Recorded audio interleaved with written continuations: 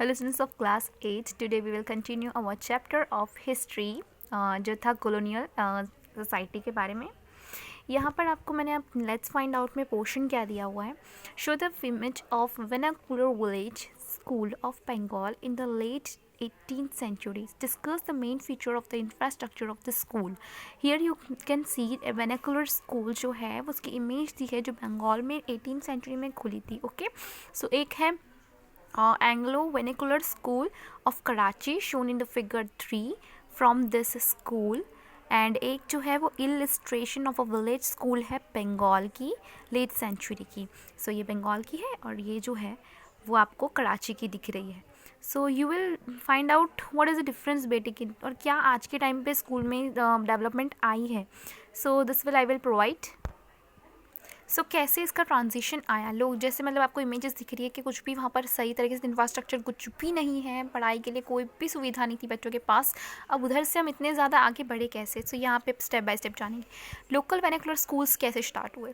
पाठशाला पहले बनना शुरू हुई 18th सेंचुरी में इंडिया में. जैसे मदरसा थी, पाठशाला थे, लोकल एरिया में जितने भी लोग थे वो पढ़ाई करना शुरू करते थे.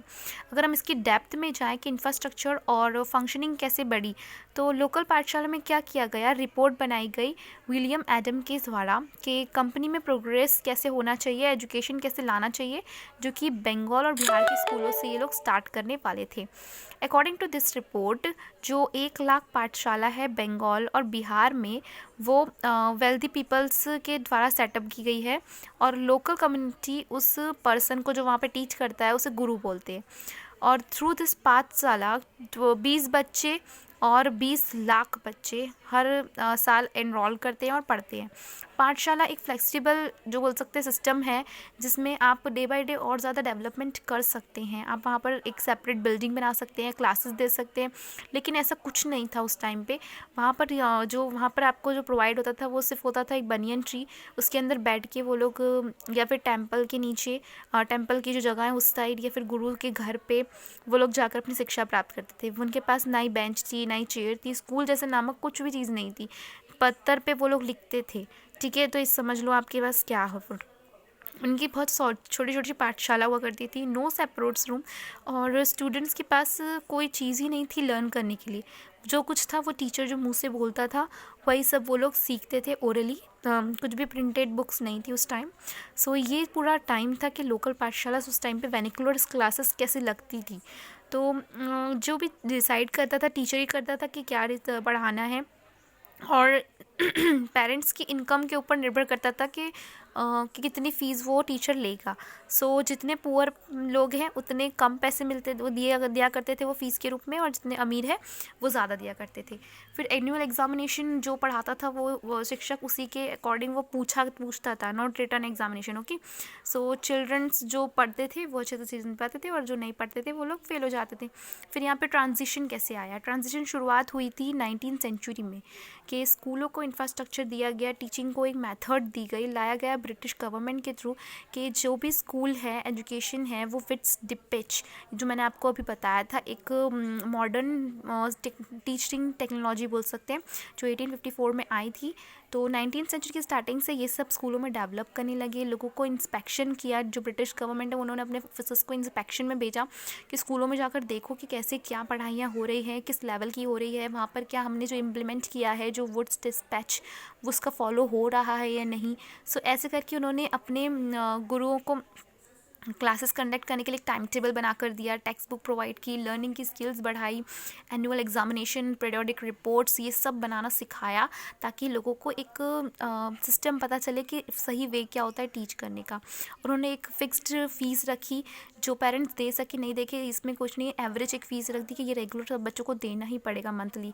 फिर यहाँ पाठशाला को एक फंक्शनिंग की कि एंकरेज किया गवर्नमेंट्स को कि ग्रांट करे लोगों को कि और ज़्यादा प्रोत्साहित करे कि वो लोग बच्चों को अपने स्कूल भेजे, वहाँ पे शिक्षा प्राप्त करें, वहाँ से वो लोग कमाएं. मतलब जब शिक्षा मिलेगी तभी तो वो कमाने जमाने लायक कुछ काम कर पाएंगे.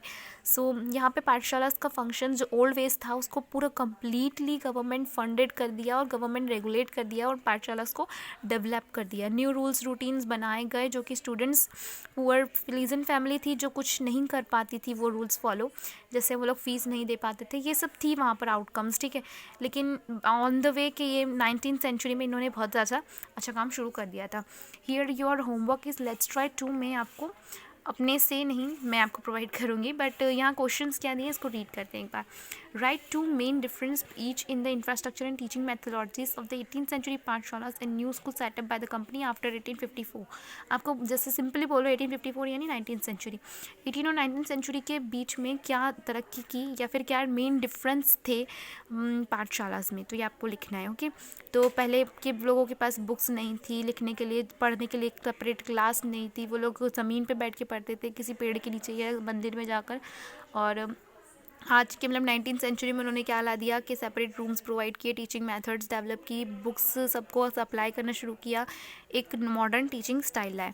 How did the new rules and routines of the school impact student from poor pleasant family. तो मैंने आपको बताया कि रेगुलर फीस पे करने के लिए उन्होंने अमाउंट रख दिया था कि ये वाली रेगुलर मंथली फीस पेड होनी ही चाहिए, otherwise you will not get any education from the school. So ये वाला सिस्टम उन्होंने ला दिया था और जो कि पुअर के लिए एक बैड इम्पैक्ट हो गया। सो ये आपको मैं प्रोवाइड कर दूँगी। मिलते हैं नेक्स्ट क्लास में। Good bye all of students. I hope you all understand what I am trying to convey you.